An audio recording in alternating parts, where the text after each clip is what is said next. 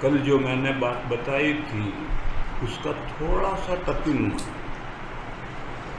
میں نے یہ بات بتائی تھی کہ حدیث اور سنت میں فرق ہے، 100% فرق نہیں، یعنی دونوں میں تباین کی نسبت نہیں ہے.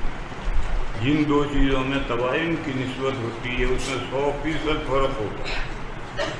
تو حدیث اور سنت میں 100% فرق نہیں ہے، تباین کی نسبت نہیں ہے، من وجہن کی نسبت ہے، یعنی تھوڑا سا فرق ہے. اس کی دلیل کیا ہے؟ اس کی دلیل یہ ہے کہ ہم اپنے آپ کو اہل السنہ والجماعہ کہتے ہیں اور یہ بندہ اپنے آپ کو اہل الحدیث کہتا ہے. غیر مقلدین اپنے آپ کو اہل الحدیث کہتے ہیں، وہ اپنے آپ کو اہل السنہ کہنے کے لیے تیار نہیں. اور ہم اپنے آپ کو اہل السنہ کہتے ہیں، ہم اپنے آپ کو اہل الحدیث کہنے کے لیے تیار نہیں. حالانکہ حدیثیں پڑھتے ہیں، 10 کتابیں پڑھتے ہیں، لیکن ہم اپنے آپ کو اہل الحدیث نہیں کہتے. اور یہ اپنے آپ کو اہل الحدیث کہتا ہے، اہل السنہ کہنے کے لیے تیار ہے. یہ دلیل ہے کہ دونوں میں کچھ نہ کچھ فرق ہے، ورنہ یہ دو الگ الگ نام بے معنی ہو جائیں گے. پھر میں نے یہ بات بتائی تھی کہ جو روایات، قول، فعل اور تقریر اور جو اوصاف ہیں تو حضور کے ساتھ خاص ہیں. کہ حضور کی چال ایسی تھی، حضور کے دانت ایسے تھے، حضور کے بال ایسے تھے، تو ہم اس کو اپنے دانت بال ویسے کیسے بنا دیں؟ تو حضور کے ساتھ خاص ہے. لیکن اقوال، افعال اور تقریرات، بس یہ 3 ان سے احکام ثابت ہوتے ہیں. بس وہ احکام جو معمول بہا ہیں، جن پر امت کو چلنا ہے، وہ سنت ہیں. الطریقۃ المسلوکۃ فی الدین، جو دینی راہ ہے جسے اپنانا ہے وہ سنت ہے. اور وہ حدیثیں جو حضور کا ارشاد ہوں یا فعل ہوں یا تقریرات ہوں، تقریر کی کوئی مثال نہیں ملے گی، قول و فعل میں ملے گی. ایسے اقوال ہوں یا ایسے افعال ہوں جو منسوخ ہو گئے ہیں یا جو حضور کے ساتھ خاص ہیں، وہ سنت نہیں ہے، وہ حدیث ہے.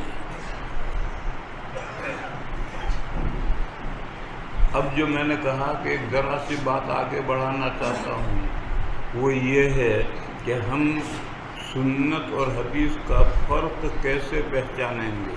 ہمارے پاس تو یہ ساری کتاب رکھی ہوئی ہے، اس میں سے کون سی حدیثیں سنت ہیں، کون سی حدیثیں صرف حدیثیں ہیں، اس کو ہم کیسے پہچانیں گے؟ اس کا جواب یہ ہے کہ اس کو قرائن سے پہچانا جائے گا. اور قرائن کبھی خود حدیث میں ہوتے ہیں، کبھی صحابہ کی تصریحات سے پہچانا جاتا ہے، اور کبھی مجتہدین کے فیصلے کی ضرورت پیش آتی ہے. خود حدیث میں قرینے کی مثال نبی پاک صلی اللہ تعالی علیہ وسلم نے فرمایا، کنت نہیتکم عن زیارت القبور الا فزوروہا. میں نے تمہیں قبرستان جانے سے منع کیا تھا، سنو قبرستان جایا کرو، اس میں فوائد ہیں. معلوم ہوا کہ اگر کوئی روایت ہے جس میں قبرستان جانے کی ممانعت ہے تو منسوخ ہے. حتیٰ کہ علماء یہاں تک گئے ہیں کہ عورتوں کے تعلق سے جو روایت ہے لعنا زوارات القبور، یہ منسوخ ہے یا معمول بہا ہے؟ ایک رائے یہ ہے کہ یہ بھی منسوخ ہے، ایک رائے. تو حدیث میں صراحت موجود ہے کہ پہلا حکم یہ تھا، دوسرا حکم یہ. اور کبھی بلکہ اکثر صحابہ کرام تصریح کرتے ہیں، صراحت کرتے ہیں. قولن صراحت کرتے ہیں یا فعلن صراحت کرتے ہیں. مثلا ایک صحابی نے بیان کیا کہ حضور ایک کوڑی پر تشریف لے گئے اور کھڑے ہو کر پیشاب کیا. مشہور حدیث. صدیقہ نے فرمایا من حدثکم ان النبی صلی اللہ علیہ وسلم کانا یبول. مضارع پر جب کانا داخل ہوتا ہے تو پھر وہ کانا نہیں رہتا ہے، بینا ہو جاتا ہے، ماضی استمراری بن جاتا ہے. من حدثکم ان النبی صلی اللہ علیہ وسلم کانا یبول قائم فلا تصدقوا. ما کانا یبول، یہاں بھی کانا مضارع پر داخل ہو، وہاں ما کانا یبول الا قائد. جب صدیقہ نے یہ صراحت کی تو حضرت حذیفہ کی یہ حدیث تو اعلیٰ درجے کی صحیح ہے، اس کی آپ کو کچھ نہ کچھ تعویل کرنی پڑے گی اور یہ کہیں گے کہ یہ حدیث ہے، سنت نہیں. سنت وہ ہے جو صدیقہ فرما رہی ہے کہ حضور ہمیشہ بیٹھ کر ہی پیشاب کرتے. یا جیسے حضرت ابی بن کعب رضی اللہ تعالی عنہ نے فرمایا کہ کان الماء من الماء فی اول الاسلام ثم نہینا عنہ. الماء من الماء کی جو سہولت اور فیسلٹی تھی وہ ابتدائی اسلام میں تھی، بعد میں وہ فیسلٹی ختم ہوئی. معلوم ہے کہ الماء من الماء حدیث ہے لیکن یہ منسوخ ہے، لہذا یہ سنت نہیں ہے. سنت اس کے مقابل دوسری روایت ہوگی، وہ روایت بھی ہوگی اذا التقى الختانان فقد وجب الغسل، یہ سنت، اور وہ صرف حدیث ہے.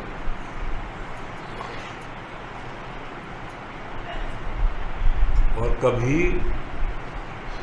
حدیث میں بھی صراحت نہیں ہوتی ہے، صحابہ کے قول و فعل میں بھی صراحت نہیں ہوتی ہے، تو پھر مجتہدین کا دور آتا ہے. مجتہدین فیصلے کرتے ہیں کہ کون سی روایت معمول بہا ہے، کون سی منسوخ ہے. اس میں مجتہدین کے رائوں کا لحاظ کرنا پڑتا ہے. پھر مجتہدین میں کبھی اتفاق ہوتا ہے، کبھی اختلاف ہو جاتا ہے.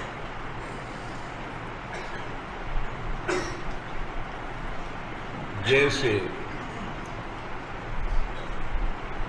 نماز میں 3 جگہ رفع دین، 4 جگہ رفع دین روایات مرفوعہ میں بھی ہے، صحابہ کے عمل میں بھی ہے.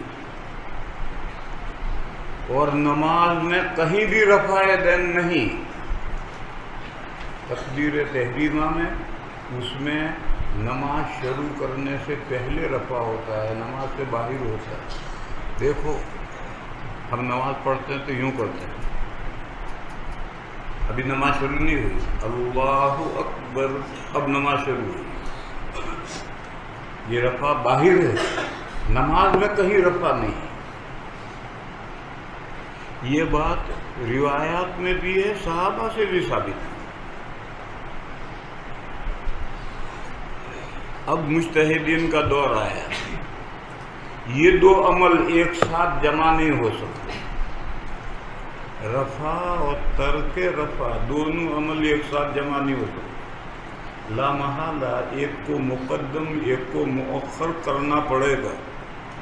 تو جو مقدم ہوگا وہ منسوخ ہوگا، وہ حدیث ہوگی، سنت نہیں ہوگی.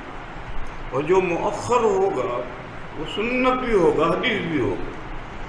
ایسا کرنا پڑے گا، اور یہ کریں گے قرائن کی بنیاد پر.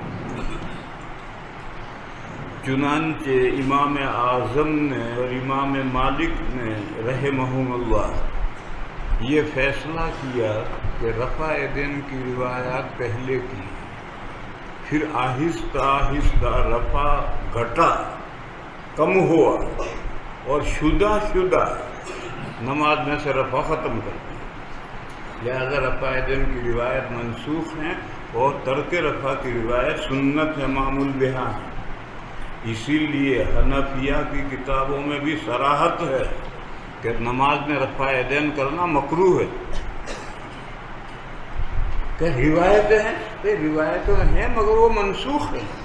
منسوخ روایت پر عمل تھوڑی ہوگا. حنفیہ کی کتابوں میں بھی صراحت ہے کہ رفع یدین نماز میں مکروہ ہے. چاہے تم مکروہ تنزیہی کہو لیکن مکروہ کی صراحت ہے.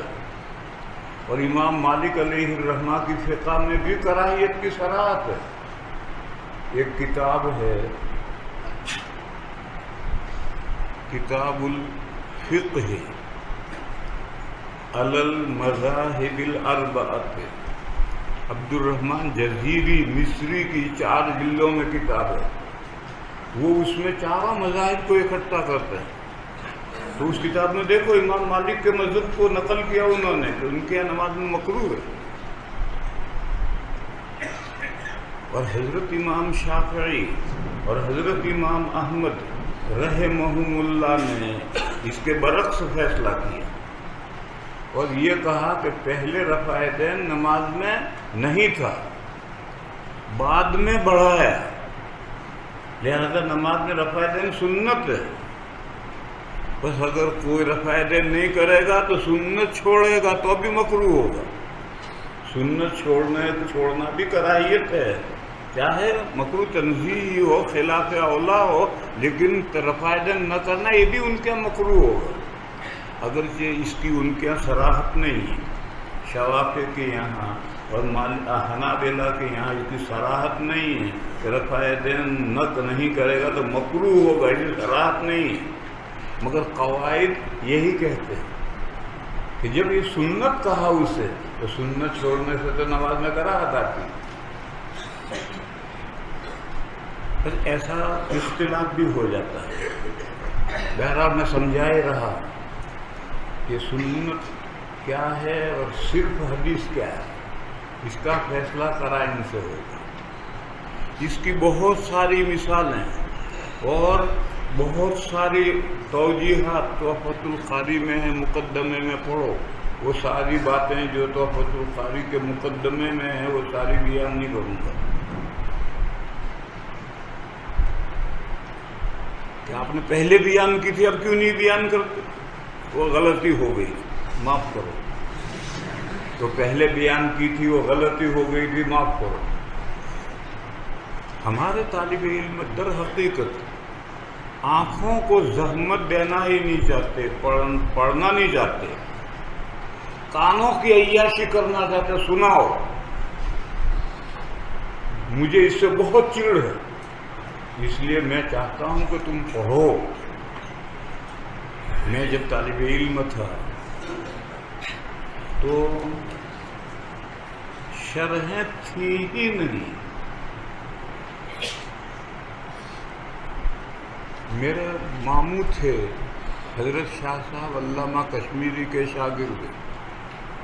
ان کے پاس فیض الباری تھی کیونکہ اپنے استاد کی کتاب تھی. وہ ملتی نہیں تھی، فیض الباری ملتی نہیں تھی. تو میں نے پورا رمضان ان کی خوشامد کی کہ وہ مجھے فیض الباری دے دیں، مجھے اگلے سال دورہ پڑھنا. تو پورا رمضان خوشامد کی تو انہوں نے مجھے فیض الباری دی. تو ایک تو میں گھر سے دورے کے سال فیض الباری لایا تھا. پھر بذل المجہود سہارنپور میں ملتی تھی اور 150 روپے میں ملتی تھی. 5 جلدیں 150 روپے میں ملتی. تو جتنے پیسے رشتہ داروں نے دیے تھے، پھوپھی نے، خالہ نے، چچا نے، وہ سب، امی نے، ابا نے، وہ سب اکٹھا کر کے 150 روپے کی بذل المجہود خریدی. اور دوہرے کے ساتھ بذل المجہود پوری الف سے یا تک میں نے دیکھی ہے. اور فیض الباری 4 جلدیں دوہرے کے ساتھ دیکھی. اور باقی کوئی کتاب نہیں تھی. باقی یہ کتابوں کے حاشیے تھے، یہ حاشیے دیکھتے تھے، اس سے آگے کچھ تھا ہی نہیں. لیکن بہرحال ہم دیکھتے تھے. اب تم دیکھتے نہیں، یہ صحیح نہیں ہے. اس لیے میں نے حوالہ دے دیا کہ اس کی مزید تفصیل تحفۃ القاری کے مقدمے میں وہاں دیکھو. اب تو آگے بڑھو. بات یہاں تک میں لایا کہ کبھی مجتہدین میں اختلاف ہو جاتا ہے یہ طے کرنے میں کہ یہ حدیث صرف حدیث ہے یا سنت بھی ہے۔ ایسی صورت میں تقلید کے سوا کوئی چارہ نہیں، تقلید کی ضرورت یہیں پہ ہے۔